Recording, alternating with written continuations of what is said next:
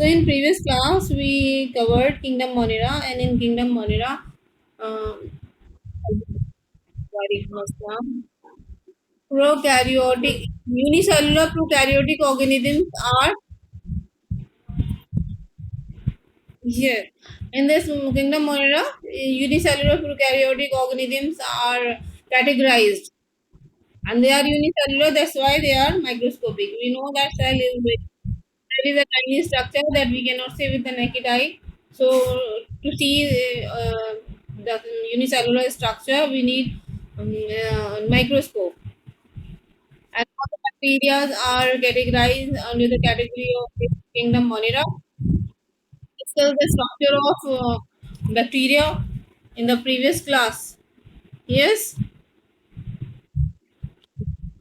Ira, Ira, yes, tell me, explain the structure of bacteria.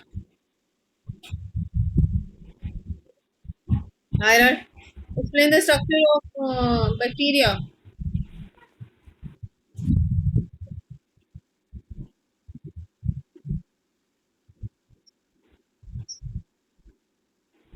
And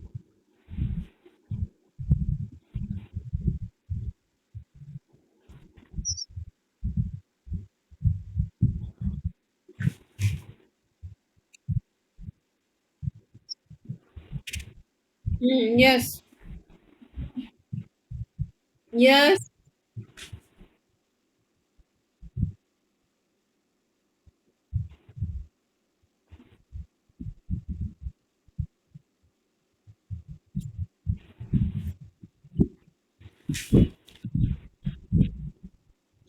but the outermost layer is the capsule, that is gelatinous layer. The gelatinous layer is the outermost layer.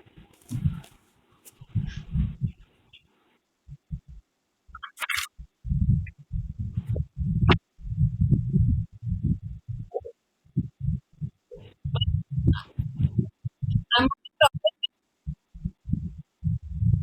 am I not audible? So,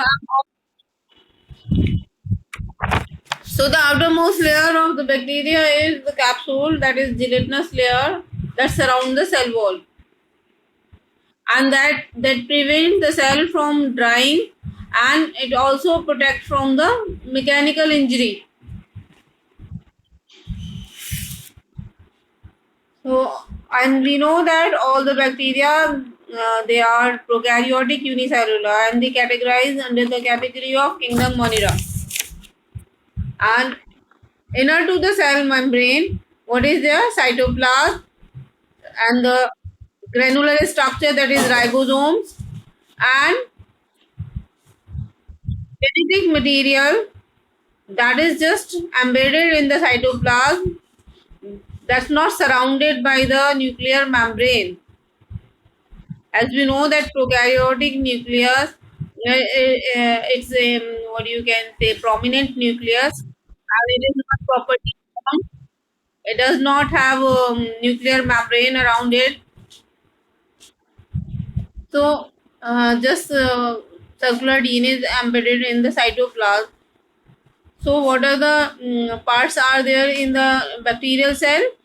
Cell membrane, cell wall, capsule, and hair-like structure are present. That is called pili.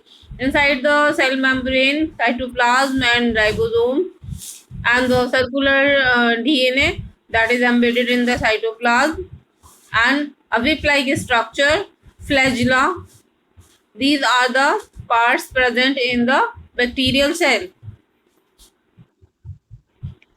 So this we covered in the previous class. Have you done the exercise which is there on the page number 37? Choose the correct option from the bracket to fill in the blanks. Everyone done this? Okay. So according to binomial nomenclature, the modern day human are called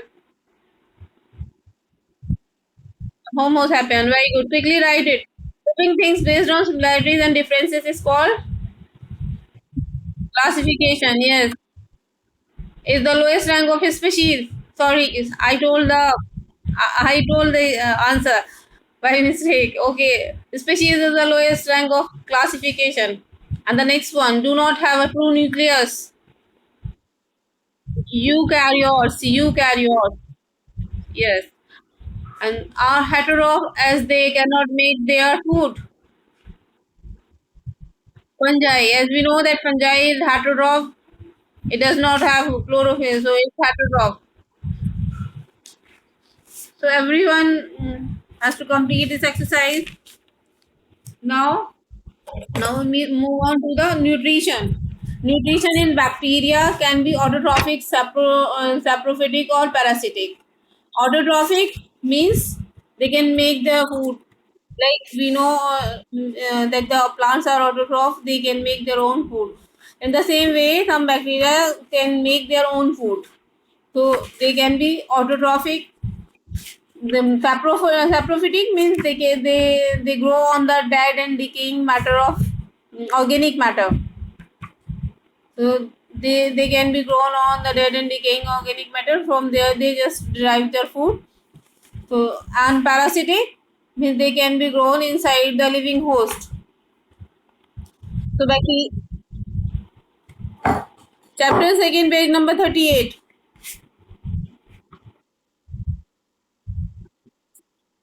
Saprophytic. Saprophytic are non-green plants. I taught you in fourth class. Do you remember non-green plants? There we learn about that they grow on dead and decaying matter. So this is exactly same. Saprophytic is exactly same like non-green plant means they are just to grow on the dead and decaying organic matter. Understood? And parasites they grow inside or on the body of the living host.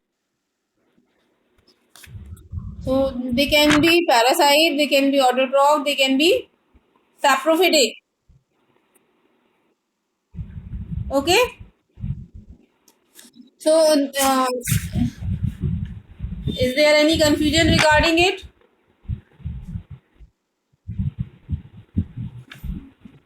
Means they saprophytic. I further explain you. They just grow on the dead body. They just grow. Just listen it. You might still have some confusion regarding saprophytic nutrition. So saprophytic organism, they just grow on the dead organic matter, and they release means the saprophytic organism. Right now we are talking about bacteria. So they release enzyme, and as a result, what the breakdown of the organic substances occur means the dead body is made up of organic substances and the bacteria. Right now we are talking about bacteria. So it releases digestive enzyme like in our body. In the digestive system, the digestive juices are released, and with the help of that, food is digested. In the same way, these bacteria they release some enzymes, digestive enzymes, which help to break the complex organic nutrient into some simpler molecules. Means they just grow on the food, you can say, and the digestion occur outside the body. Are you getting it? Means like in our body, just listen carefully. In our body, the digestion occur inside the body. In the digestive system is there, and in that the process of digestion occur. So it is going inside the body. But in saprophytic organism, the digestion occur outside the body. Means like organism grow on the organic matter, dead organic matter, and they release the digestive juices. Means the body of the saprophytic organism release digestive juices, and as a result, those digestive juices breaks the complex organic matter into the simpler molecule, and in this way they absorb the nutrients. Means here digestion occur outside the body, and they absorb the digest means the digested food from the with the means from the surrounding. Their body absorb the outer covering of the cell, means they are unicellular, so they absorb the digested or the simpler substances which are break down with the help of digestive juices. So saprophytic bacteria or the organism, in these organisms the digestion occur outside the body, but in higher organism or the higher heterotroph, in their body the digestion occur inside the, sorry, in their body the digestion occur inside the body only. Yes. So this is the difference between saprophytic organisms and the higher organisms, heterotrophic organisms digestion. Hmm.